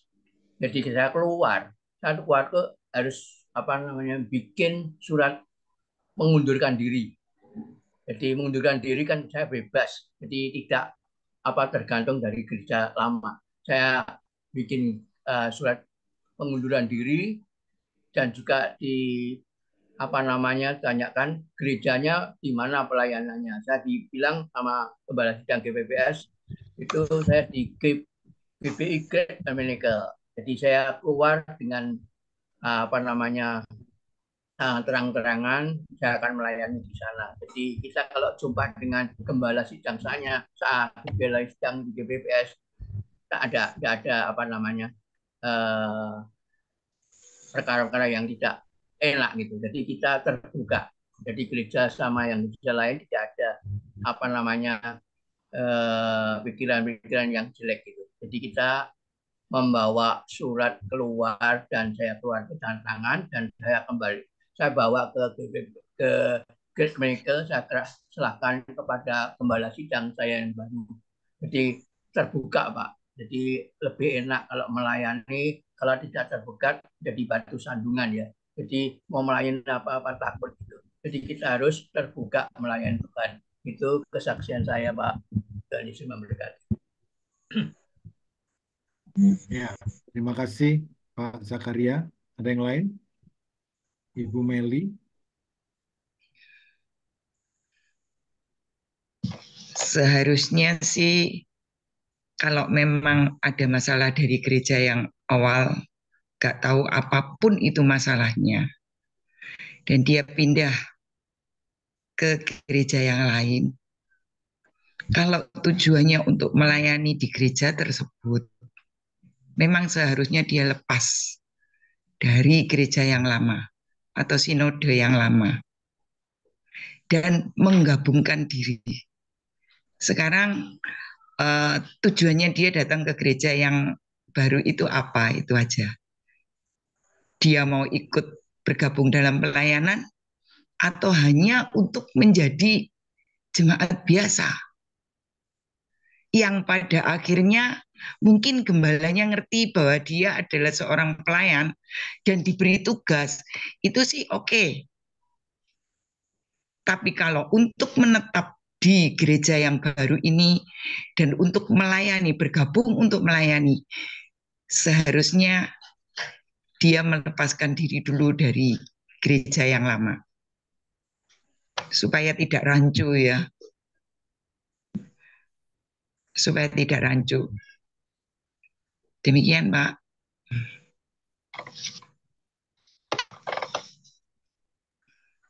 Ya, terima kasih Ibu Meli.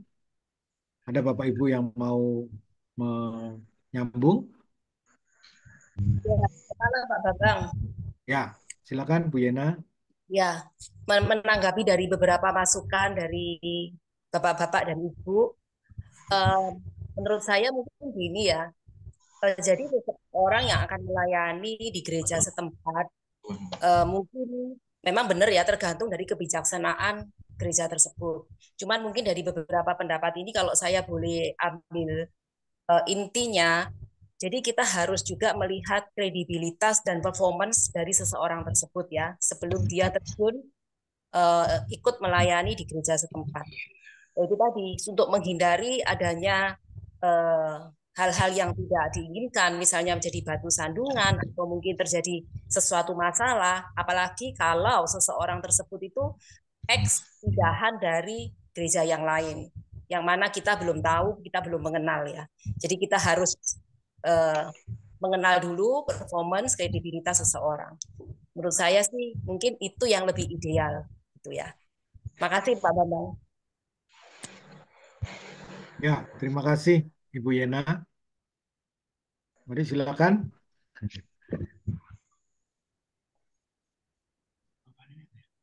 Ya,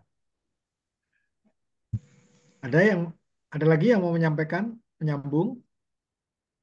Ada Pak Juwoto itu, Pak Gembala. Silakan, Pak Juwoto ada? Saya mendengar Pak.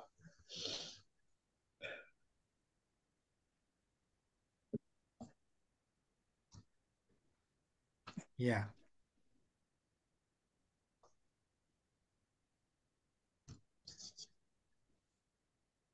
ya silakan, Pak Tim mungkin sudah tidak ada lagi. Oke, ya sudah dijawab beberapa tadi ya. Nanti yang akan datang kita akan belajar 9 tanda gereja yang sehat. Bapak Ibu pernah tahu bukunya yang ditulis Mark Dever itu, Penerbit Momentum?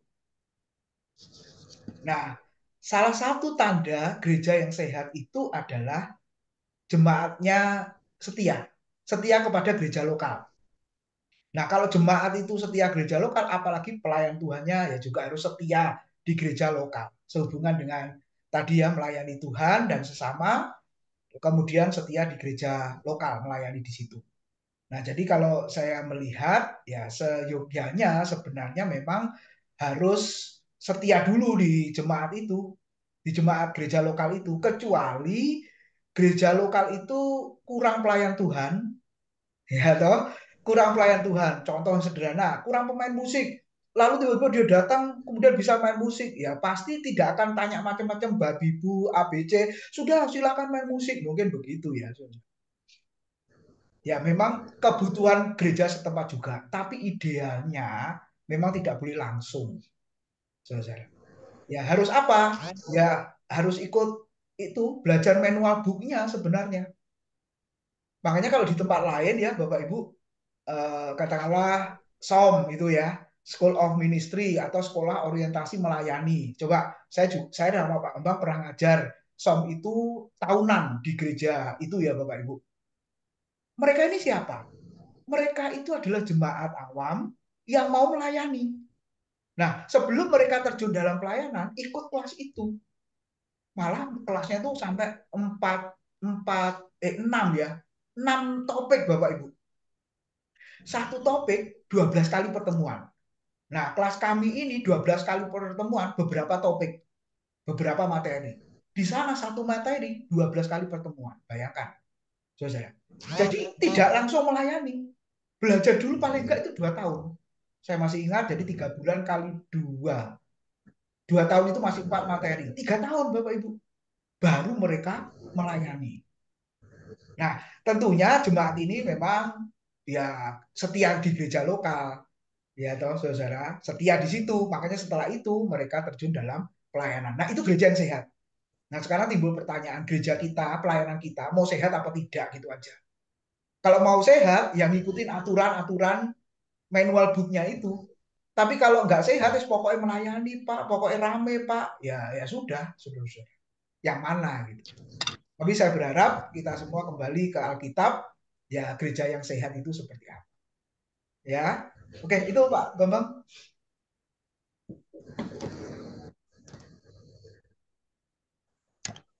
Iya. Bagaimana? Tadi Pak Indrawan, oke? Ya, oke. Terima kasih, Pak. Jadi, Ya, saya harap dengan kelas ini, ya, pikiran-pikiran yang kurang jelas di dalam pelayanan, mungkin next kita jelas langkah-langkah yang dimaksudkan dengan Pak Tim, sesuai prosedur ya Pak ya, gitu.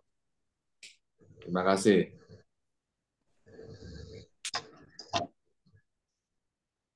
ya. Mungkin ada topik yang lain yang Saya disampaikan Pak, tadi. Oh ya, silakan Bu Emi. nah, tadi Pak Tim kan berbicara tentang orang lahir baru. Ciri-cirinya mau jadi murid dan pasti melayani. Tapi pertanyaan saya tuh seperti ini. Bisakah orang yang lahir baru mengalami kemerosotan dalam kerohanian? Misalnya malas baca firman, malas ke persekutuan, itu. Tapi masih di ibadah. Tapi katanya kan setiap hari nanti harus diperbarui. Tapi tidak hanya itu. Dia malah jatuh di dalam seperti gini, jatuh dalam dosa ya, perselingkuhan, malah-malah bisa membunuh atau semacam itu. Kalau seperti itu, bisakah dia disebut lahir baru? Apa dulu itu cuma lahir-lahiran baru? Karena banyak orang yang lahir baru kan aktif dalam melayani, ikut semua bagian, seperti kayak paduan suara ikut, ini ikut, itu ikut, sampai semacam 1 minggu dia sudah ada di gereja terus. Tapi bisakah itu disebut orang lahir baru? Kalau dia itu dulu pernah begitu lahir baru, orang-orang bisa tahu, oh ini pasti lahir baru. Tapi bisa mengalami kemerosotan, bisakah itu disebut lahir baru? Seperti itu, Pak. Makasih. Ya, silakan Pak Tim. Oke, kalau ada yang memberikan jawaban dulu, saya lebih senang. Makanya nanti jadi hidup nih kelasnya Bapak Ibu. Ayo, semua total 46 loh ini. Kalau semua ngomong ini sampai jam 12 malam loh Bapak Ibu. Iya kan? Ini luar biasa nih, 46 loh. Ada? Ayo silakan kalau ada sebelum saya menyambung. Silakan Bapak Ibu. Saya ya Pak. Oke, boleh silakan. Saya kembali dulu yang tadi itu mengenai melayani dari gereja A ke gereja B. Dia melayani di gereja B. Maksudnya melayani ini apakah sekedar aktif? Kelihatan dia aktif gitu. Jadi ikut macam-macam kegiatan itu dimaksud melayani. Kemudian yang kedua, dia dari A ke gereja B aktif, tapi dia melepaskan yang gereja A. Apakah karena dia di gereja B, dia merasa lebih nyaman? Nyaman karena dia kan orang baru. Orang baru kan pasti disambut. Nah, sambutan itu bisa membuat dia nyaman. Nah, padahal sebetulnya tidak jelas. Dia melepaskan atau menjauh dari gereja A. Apakah bermasalah atau apa ya? Atau karena pindah kota nggak apa-apa. Tapi kalau bermasalah berarti itu sudah bukan melayani itu. Jadi hanya menunjukkan kegiatan aktif. Aktif di A, aktif di B. Nah, apakah itu arti melayani? Saya ini masih bingung dengan yang dikatakan melayani itu ikut kegiatan sana sini, tapi apakah benar melayaninya, padahal dia bermasalah dengan dirinya. Baru nanti kita lebih jauh mengenai lahir baru. Jadi ya maaf saya yang belum ngerti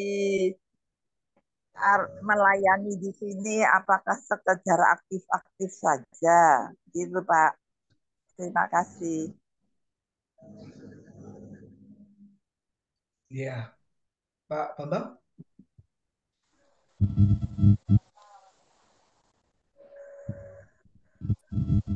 Ya, Pak Tim.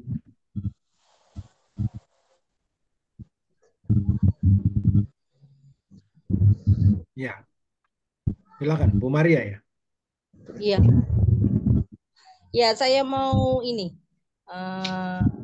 kasih pengalaman yang pernah saya ini ya. Kalau soal Bu Emi tanya tadi, kalau orang apa sudah lama melayani, apakah bisa jatuh? Bisa, saya bilang gitu. Soalnya banyak teman saya yang dulunya bahkan pemimpin kita ya pemuda, dia tersesat sekarang Pak. hidupnya malah kalau saya lihat itu tambah jauh hilang dari Tuhan. Padahal dia dulu pemimpin. Kan kalau ditanya apakah dia bisa dikatakan lahir baru, saya nggak tahu. Apakah dia lahir baru? Kalau menurut saya, seseorang yang sudah lahir baru pasti mungkin dia salah jalan gitu ya. Keluar mungkin karena ada satu masalah keluar dari jalannya Tuhan. Saya yakin dan percaya pasti suatu saat dia akan kembali lagi ke jalannya Tuhan. Kalau dia sudah lahir baru. Karena menurut saya lahir baru itu terjadi karena Tuhan itu sudah ada dalam diri kita. Gitu. Tuhan itu sudah hadir dalam hati kita. Dan kalau Tuhan sudah hadir dalam hati kita, otomatis Roh Kudus sudah ada dalam hati kita, dan otomatis itu kita akan mengalami suatu perubahan gitu ya. Perubahan segala karakter kita bisa berubah, segala tingkah laku kita yang dulunya negatif dipandang orang bisa berubah. Orang akan mandang, oh iya, dulunya si A itu seperti ini, sekarang kok seperti ini. Nah, itu perubahan di mana kita sebagai manusia, kita dikatakan lahir baru dalam Tuhan. Jadi menurut saya, apa yang dikatakan Bu Emi, apakah kalau dia aktif dalam pelayanan, dia bisa nantinya bisa tersesat? Iya, kalau menurut saya iya. Karena memang musuh utama kita gitu ya Pak ya, si iblis itu nggak seneng kalau anak Tuhan itu rajin untuk pelayanan, rajin untuk maksudnya dalam imannya semakin kuat, pasti ujian tuh semakin ya, contohnya banyak sekali di Alkitab, semakin tinggi imannya semakin ujiannya semakin berat ya, contohnya seperti Ayub itu. Bagaimana kalau kita menghadapi itu perubahan karakter kita, bisa perubahan sikap dan pandangan kita selama ini bisa berubah ya dari itu tadi. Dan banyak orang yang kalau mungkin nggak nerima, pasti itu bertentangan sekali. Dulu pun saya juga pernah seperti itu, Pak. Saya sudah lahir baru, aktif melayani, dan itu vakum waktu saya sudah menikah. Karena berbagai perubahan baru ya, dalam hal jadi akhirnya banyak pertentangan gitu ya. Kok seperti ini, kok seperti ini, kok seperti ini. Banyak hal-hal baru yang saya harus jalani. Dan itu membuat saya jauh dari Tuhan malahan. Dan kemudian saya kembali lagi bisa eksis sampai sekarang, dan puji Tuhan, dan semakin hari pembaruan kembali dalam diri itu semakin ada. Jadi dalam menghadapi masalah itu nggak seperti dulu. Mungkin itu yang saya bisa bagikan pengalaman saya selama ini, juga mungkin bisa bantu Bu Emi yang bertanya tadi ya.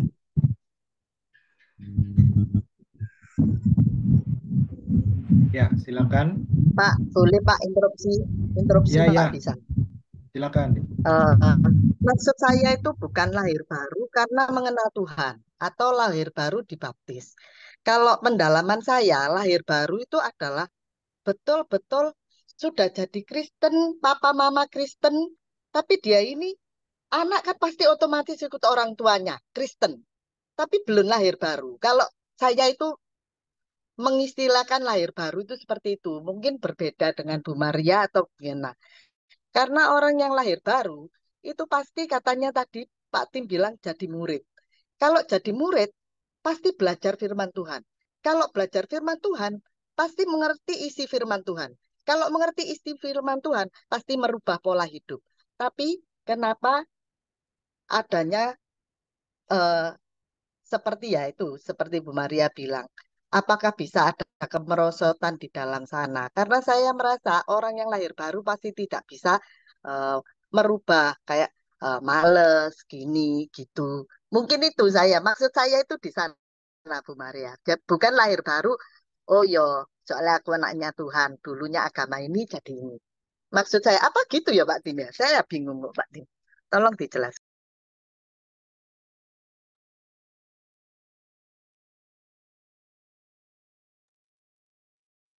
Ya, silakan Pak Tim. Ya, ini siapa? Rohimi mau sampaikan? Siapa? Pak Rohim ini ya. Mau sampaikan Pak Rohim? Silakan. Iya, saya untuk mau menanggapi tentang lahir baru, istilah lahir baru. Orang kalau sudah lahir baru, dia aktif melayani Tuhan, dia juga bisa merubah karakternya, dia hidup di jalan Tuhan, sesuai dengan kehendak Tuhan. Tapi apakah masih bisa merosot? Bisa. Karena setiap orang lahir baru, dia akan merubah pola hidupnya sesuai dengan Kristus, karena ada Roh Kudus dalam hidupnya.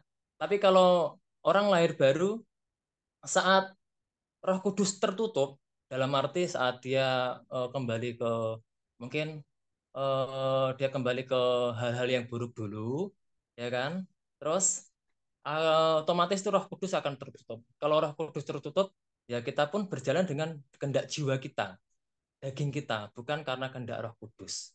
Dan saat kita lahir baru, kita jadi murid, kita akan dimuridkan, kita juga akan diuji sama Tuhan. Kalau kita diuji sama Tuhan, kita bisa menjalani ujian Tuhan, kita akan naik level. Tapi kalau kita tidak bisa menghadapi ujian Tuhan, kita akan merosot. Terus saat kita merosot, kita butuh seperti ini. Kita butuh kami, kita bisa sharing, kita bisa saling melengkapi, seperti itu. Jadi saat orang lahir baru itu, kalau misalnya dia bisa jeblok, dia merosot itu bisa. Ya sudah banyak itu contoh-contoh yang seperti itu. Orang lahir baru itu nggak akan dia hidupnya jalannya, wih dia orangnya sudah lahir baru, dia jalan hidup dengan Roh Kudus, dia sudah pintar, dia sudah mengerti dengan Alkitab, dia sudah bisa membaca gulungan kitab. Enggak, orang lahir baru itu tetap akan dibentuk sama Tuhan. Apakah dia nanti ditempatkan di sini atau di sana, itu kan kehendak Tuhan. Jadi biarlah hidup kita ini berjalan sesuai dengan firman Tuhan dan Roh Kudus yang menuntun dan membimbing kita. Amin. Ya, terima kasih. Ya, makasih Pak Rohim. Ya, jadi Bapak Ibu, Bu Sringatin chatting ya di situ di room chat itu, pasang surut dalam kehidupan ada kalanya terjadi. Namun jika kita sudah lahir baru, Roh Kudus pasti menarik kita untuk kembali. Amin.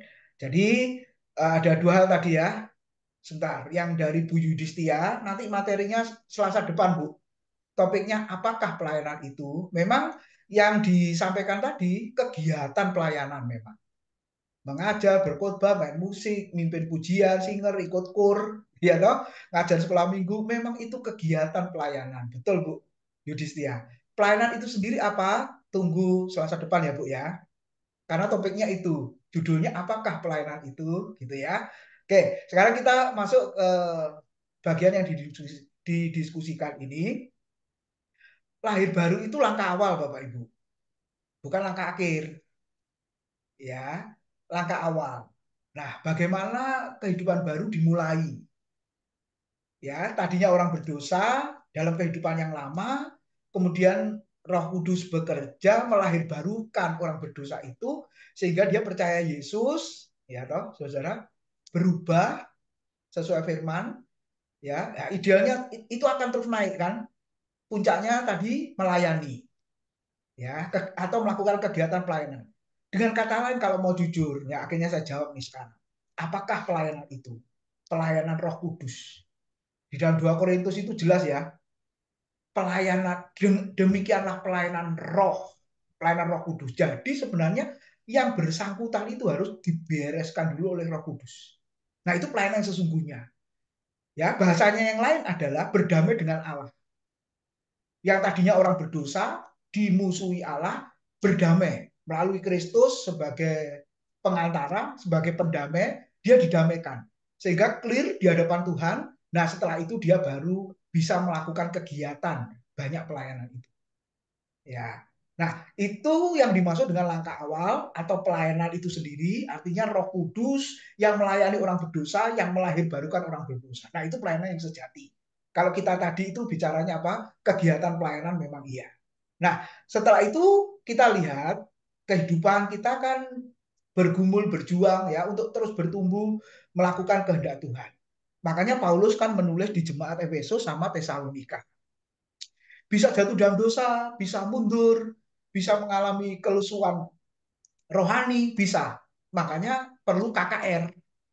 Ya toh, saudara kan di gereja kalau gembala kan mengadakan KKR karena Bapak Ibu menilai jemaatnya sudah mulai lesu, mulai mundur, mulai suam-suam, KKR. Saudara. Nah, sebenarnya KKR itu terjadi setiap hari. KKR itu terjadi di setiap khotbah sebenarnya. Itu membangkitkan gitu kan. Nah, tapi karena kita ini para pendosa, mantan orang berdosa, jadi betul keinginan dagingnya ini loh masih ada Bapak Ibu. Iya kan? Harusnya keinginan roh lebih kuat, tapi kan kenyataannya ada yang kalah. Memang ada yang menang. Keinginan dagingnya kan kalah, tapi ada yang keinginan dagingnya menang. Nah, ketika keinginan dagingnya menang, akhirnya dia jatuh dalam dosa. Nah, sebelum sampai ke sana, sebenarnya Roh Kudus saya percaya sudah mengingatkan. Bahasanya Paulus apa, saudara, di Efesus itu? Jangan menduka citakan Roh Kudus. Nah, jadi orang Kristen bisa menduka citakan Roh Kudus, bisa ketika melakukan perbuatan yang melawan kehendak roh atau melakukan perbuatan kedagingan. Dan kalau itu terus dilakukan Bapak Ibu, maka seperti jemaat Tesalonika, apa itu? Memadamkan roh. Makanya perintah Paulus apa pada jemaat Tesalonika? 1 Tesalonika 5 itu. Jangan padamkan roh. Nah, ini kalau rohnya sudah padam, ya Bapak Ibu ya, ini perlu KKR beneran ini. Makanya kelas kita malam hari ini ya saya berharap tidak ada rohnya yang sudah padam ya, tapi masih nyala walaupun kecil apinya, hampir padam gitu. Ya bersyukur, ini membuat nyala lagi istilahnya. Makanya di awal tadi kan saya mengatakan ini penyegaran.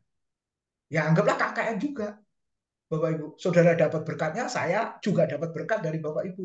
Mengingatkan saya juga. Makanya coba satu korek api dengan banyak korek api, apinya cepat besar mana, saudara? Pasti kan, kalau saudara nyapu di jalan itu ya, pakai sapu lidi hanya satu lidi, itu kapan selesai nih nyapu nih itu, saudara? Nggak bisa bersih kan? Makanya sapu lidinya harus banyak kumpulin jadi satu. Jadi nyapunya cepat, bersihnya cepat.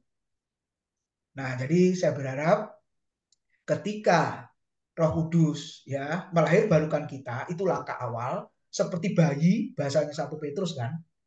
Makanya harus suka susu. Ya, suka di situ arti memang rohaninya suka firman, belajar firman. Betul, saudara. Ya, kalau enggak ya memang dipertanyakan, gitu kan. Jadi idealnya begitu. Terus ya cinta Tuhan, ya istilahnya bahasa Wahyu kasih mula-mula, cinta mula-mula. Ya toh? Ya, waktu mau mulai padam, ya dipompa lagi, ayo dibuat semangat lagi. Makanya betapa pentingnya persekutuan itu di sana. Membuat kita bergairah, membuat kita semangat lagi. Gitu ya. Jadi bisa. Dan saya percaya pada akhirnya dia akan kembali. Ya toh, seperti anak bungsu yang terhilang itu kan. Itu perumpamaan yang sangat bagus sekali. Tapi Bapak Ibu nggak boleh coba-coba loh ya. Ya sudah, aku sudah lahir baru, aku tak jauh dari Tuhan melakukan dosa dan kejahatan, pasti suatu saat aku kembali. Iya kalau kembali, kalau nggak kembali, ya jangan salahkan saya. Itu namanya kan mencobai, ya saudara. Tapi kalau pernah dilahirkan oleh keluarga itu, pasti kembali. Entah melalui apa saja, Tuhan ingatkan, mungkin nggak masuk akal gitu ya, saudara, bisa kembali. Karena yang menjamin itu Tuhan, Roh Kudus itu sendiri. Ya, itu Bu Emi. Saya kembalikan ke Pak Bambang. Ya Pak, terima kasih. Halo Mbak Bambang, saya akan nambahin sedikit sama kesaksian saya, pelayanan saya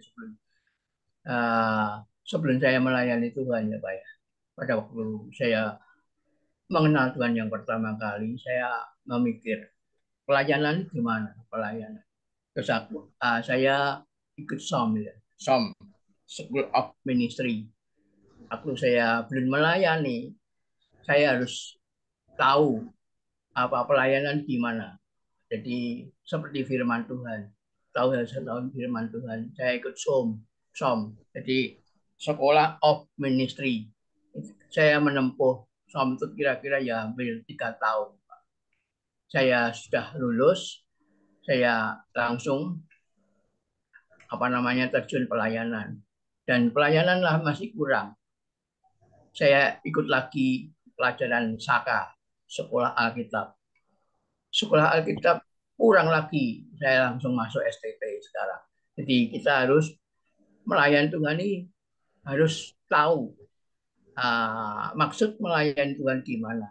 Jadi pelayan Tuhan itu harus tahu tentang firman Tuhan. Jadi kalau kita belum tahu firman Tuhan ya juga melayani lewat pemuritan dulu ya. Jadi kita dimuridkan dulu, sudah kita lulus pemuritan, terus dibaptis, langsung belajar pelayanan. Kalau waktu saya dulu, saya pelayanan harus tahu isi firman Tuhan, arti firman Tuhan gimana. Jadi kita melayani tidak buta ya, tidak ngawur. Jadi kita harus di jalan firman Tuhan, melayani Tuhan. Jadi kita perlu sekali. Dan saya juga senang sekali ada sekolah ini pemuritan ini saya ikut juga lagi. Biar kita kapasitasnya lebih besar lagi untuk mendengar firman Tuhan. Tetap belajar itu tidak pernah Pak berhenti. Kita harus tua, kita harus belajar terus sampai tahu firman Tuhan apa. Kalau firman Tuhan dipelajari nggak selesai-selesai, tetap kita setia belajar, tapi kita dipanggil Tuhan. Kita harus siap untuk melayani Tuhan dengan tujuan yang benar gitu Pak. Ini kesaksian saya waktu saya sebelum melayani Tuhan sampai melayani Tuhan. Jadi kita punya pegangan ya. Pegangan itu jadi iman kita tidak akan goyah. Tetap bersama Yesus gandul Gusti. Tetap ada kemenangan gitu Pak. Jadi melayani Tuhan itu jangan separuh-separuh. Kita harus melayani Tuhan itu kita harus tenggelamkan sampai kepala, airnya sampai kepala, jadi tenggelam. Jadi kita jangan separuh-separuh, jangan sampai dengkul, sampai dulu, sampai kita harus tenggelam. Jadi tahu jalannya firman Tuhan. Ini kesaksian saya Pak Bambang. Ya, baik. Terima kasih Pak Zakaria untuk kesaksiannya. Masih ada waktu 10 menit Bapak Ibu. Silakan yang mau bertanya atau memberikan tanggapan atau hal yang lain, saya persilakan. Ya, Pak Juwoto, raise hand, silakan. Selamat malam Pak Bambang. Ya, malam Pak. Ya, saya ingin bertanya Pak, terkait dengan lahir baru ini, apakah lahir baru itu terjadi seketika ataukah secara bertahap atau berangsur-angsur? Tadi saya mencatat ini beberapa kriteria tentang lahir baru yang dikatakan, ada beberapa tadi disampaikan sama Pak Tim itu. Nah, pertanyaannya ini terkait dengan lahir baru ini, ada orang mengatakan, oh saya lahir baru pada tahun sekian. Ya, setelah saya mendengar beberapa dari apa yang disampaikan tadi, saya timbul pertanyaan, kira-kira lahir baru itu terjadi seketika dalam waktu tertentu ataukah secara bertahap, Pak, terkait dengan pendewasaan juga. Ya, saya kira itu dulu, Pak, yang saya sampaikan. Terima kasih, Pak Bambang. Ya, terima kasih pertanyaannya, Pak Juwoto. Mari, Pak Tim, silakan. Oke, makasih Pak Juwoto. Pertanyaan bagus ya. Semoga jawaban ini sesuai dengan waktu ya. 9 kurang 1/4 selesai. Habis itu kita foto bersama ya, makan di rumah masing-masing ya Bapak ya. Oke, kita baca satu ayat. Dari tadi belum baca ayat ya. Efesus 2 ayat yang ke-4 dan 5. Silakan Pak Juwoto baca.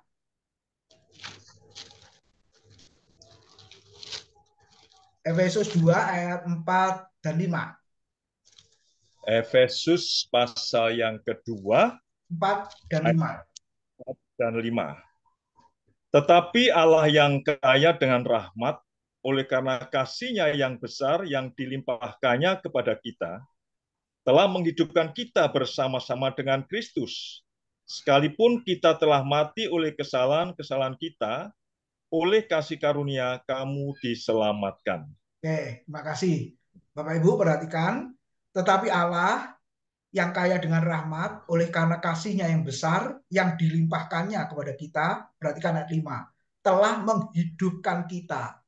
Terjemah lain, telah melahirkan kita bersama-sama dengan Kristus, sekalipun kita telah mati oleh pelanggaran-pelanggaran kita, oleh anugerah kamu diselamatkan. Saya pakai terjemahan baru edisi kedua, Bapak Ibu ya.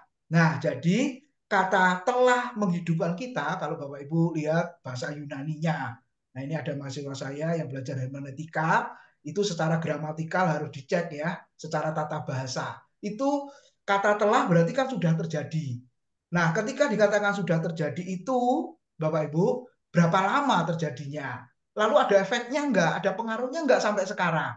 Ternyata ini kan bentuk auris. Ya, auris present tense kalau enggak salah. Jadi terjadinya masa lampau, kemudian berdampak, berakibat sampai hari ini. Jadi kelahiran baru itu satu kali, Pak. Tidak berulang kali. Jadi kalau ada orang kesaksian di awal tahun, saya lahir baru lagi, saudara-saudara. Saya lahir baru lagi. Nah, itu berarti dia belum ikut kelas ini ya, saudara ya, yang ngomong itu. Nah, jadi kata telah menghidupkan kita atau telah melahirkan baru kita itu satu kali. Sama seperti Bapak Ibu lahir berapa kali? Keluar dari rahim mama kita masing-masing berapa kali? Satu kali. Kalau berulang kali ya menderita mama kita, saudara-saudara ya. Satu kali aja. Nah, sifatnya itu tenses auris itu menjelaskan, kalau nanti lihat di Bible Work ya, bahasa Yunaninya apa. Nah, ini lebih detail, tapi nggak diajarkan di sini ya Bapak Ibu ya. Kalau mau detail ya di STT. Nah, itu sifatnya sekejap atau seketika, Pak. Jadi seperti angin tadi itu. Ya, kan saya sudah pernah cerita ya, suami-suami yang melihat anaknya lahir, mendampingi istri melahirkan, ya, lahir normal ya Bapak Ibu ya. Itu kalau melihat dokternya pegang kepala langsung tarik apa pelan-pelan nariknya. Ya toh, kalau pelan-pelan ya saya nggak pernah lihat ini kepalanya dulu ya, habis itu badannya, nanti tangannya, lalu apa pinggulnya, lalu pahanya, lalu kakinya. Enggak, istri kesakitan menderita itu. Tapi yang dilakukan dokter adalah waktu kepalanya keluar langsung ditarik, cepet nariknya. Iya kan? Kalau saya yang narik mungkin badannya ketinggalan, saudara ya. Itu karena dokter dia langsung tarik set. Nah, demikian juga orang yang lahir dari roh, kata Yesus pada Nikodemus. Seperti angin. Jadi sifatnya seketika, sekejap, satu kali. Nah, yang terus-menerus itu adalah hidup baru, Pak Jiwoto dan teman-teman semua. Itu yang nanti di bagian terakhir ya, di materi ini. Tapi saya sampaikan Selasa depan karena waktunya sudah habis. Itu terus-menerus yang harus kita lakukan. Apa itu bocorannya? Bahasa Kolose, bahasa Efesus, Paulus, matikanlah dan buanglah. Ya, apa yang dimatikan, apa yang dibuang? Apakah boleh yang dimatikan dibuang, yang dibuang dimatikan? Nah, itu Bapak Ibu boleh renungkan ya, saudara. Ya, itu Pak Joto. Mungkin teman-teman lain mau menambahkan, masih ada waktu. Iya Pak. Tadi yang saya maksud memang lahir baru memang sekali tadi. Tadi ternyata maksud saya kan ini ada beberapa poin ini yang saya lihat seperti pertobatan, kemudian buah roh punya karakter Kristus. Itu yang saya katakan ada tahapan-tahapannya. Oh. Itu hidup baru itu. Soalnya kan ada kasus Pak, ya beberapa gereja yang kelihatannya memang bertumbuh cepat dan orang lebih tertarik dengan adanya mujizat dan sebagainya, sehingga orang melihat wah ini pasti ini pimpinannya luar biasa dan sebagainya. Ternyata ada kasus ternyata gembalanya ini jatuh, ya artinya mengalami sesuatu lah Pak yang tidak baik. Nah, itu yang saya pikir lah. Kalau lahir baru sudah dikatakan sekali dan sudah otomatis pikiran kita berpikir bahwa ini sudah baik lah. Nah, tapi nyatanya kan tidak. Berarti memang lahirnya sekali untuk selamanya, tetapi mungkin proses itu tadi hidupnya ya Pak ya. Hidup barunya mengalami Ya, pertumbuhan terus itu ya Pak ya. Nah, hidup itu memang barunya. seringkali kita bingung. Ya, Oke. terima kasih Pak. Ya, saya Ya, tutup dengan ayat terakhir. 1 Yohanes ya. 3 ayat 9. Jadi bisa jatuh dalam dosa, bisa. Tapi, nah ini ada tapinya ya Bapak Ibu. Lihat 1 Yohanes 3 ayat 9. Saya baca ya. Setiap orang yang lahir dari Allah atau lahir baru tidak terus-menerus berbuat dosa. Ya, terjemahan baru edisi kedua ini lebih jelas ya. Setiap orang yang lahir dari Allah tidak ada tambahnya nih, terus-menerus. Memang tensinya terus-menerus, Bapak Ibu. Berbuat dosa. Kenapa? Sebab benih ilahi tetap ada di dalam dia dan ia tidak dapat terus-menerus berbuat dosa karena ia lahir dari Allah. Jadi bisa jatuh dalam dosa, bisa. Tapi ketika dia jatuh dalam dosa, dia berduka cita. Langsung segera minta ampun, bertobat di hadapan Tuhan. Itu Bapak Ibu. Oke, Tuhan memberkati, waktunya habis. Kita sambung Selasa depan. Saya kembalikan Pak Bambang. Boleh Ya, on cam foto bersama Bapak Ibu sebagai absennya ya, ini. Sebagai absennya. Bapak, boleh ya. Pak? Ayo. Dua layar ya. Atau minta tolong ke depan Paula bisa buatkan di absen ini pakai link ya.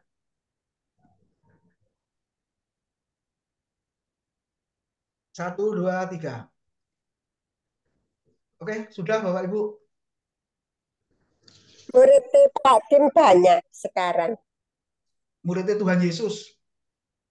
Aduh, kelihatan nak Pak Tim sih. Ya, Muridnya silakan Pak banyak. Bambang. Ya, baik. Terima kasih Bapak Ibu yang malam hari ini sudah join. Ya, tahan dulu pertanyaannya dan hal-hal yang lain untuk minggu depan. Ya, kita akan kembali masuk di bagian materi berikutnya dan mungkin Bapak Ibu ada hal-hal yang bisa didiskusikan ya menjadi bahan diskusi. Bapak Ibu bisa sampaikan minggu depan di hari Selasa jam 7 ya. Sekali lagi terima kasih untuk waktunya dan Pak Tim terima kasih untuk materi yang sudah disampaikan. Mari kita akan mengakhiri di dalam doa. Saya minta Pak Yohanes Sudarmanto bisa bantu tutup dalam doa, Pak. Pak Yohanes, saya persilakan. Baik, Pak. Baik. Ya, mari kita satukan hati untuk sama-sama berdoa. Kami ucap syukur dan terima kasih Tuhan buat kasih rahmat dan kemurahan-Mu yang melimpah buat setiap kami. Pada malam hari ini kami bersyukur kalau kami boleh mengikuti satu pengajaran yang begitu luar biasa Tuhan sebagai bekal bagi kami untuk melayani sebagai pelayan yang benar, sebagai pelayan yang mempunyai kualitas. Untuk itu kami boleh, oh haleluya, melakukan apa yang sudah kami terima lewat kebenaran firman-Mu yang disampaikan oleh Pak Tim. Terima kasih Tuhan, biar terus-menerus kami selalu mengenakan manusia yang baru, bukan manusia yang lama lagi, sehingga dalam pelayanan kami berkenan di hadapan-Mu Bapa dan semua orang menerima akan apa yang kami sampaikan dalam bentuk firman-Mu Bapa. Terima Amin. kasih Tuhan, kami bersyukur buat waktu dan kesempatan untuk kami boleh menikmati pengajaran pada malam hari ini. Amin. Izinkan kami Bapa untuk mengikuti selanjutnya dan biarlah terus Kau bekali kami dengan kebenaran-Mu Bapa. Hingga kami menjadi seorang pelayan-pelayan yang baik di dalam Engkau dan apa yang kami lakukan biarlah semuanya untuk kemuliaan daripada-Mu Bapa. Terima kasih. Lagi kami akan berpisah, kami boleh beristirahat, menikmati kasih-Mu lewat istirahat kami, dan kami percaya besok pagi Kau bangunkan kami kembali untuk kami boleh beraktivitas di dalam Engkau Bapa. Amin. Segala puji syukur, ucapan doa kami mohonkan di dalam nama Tuhan kami Yesus. Haleluya. Amin.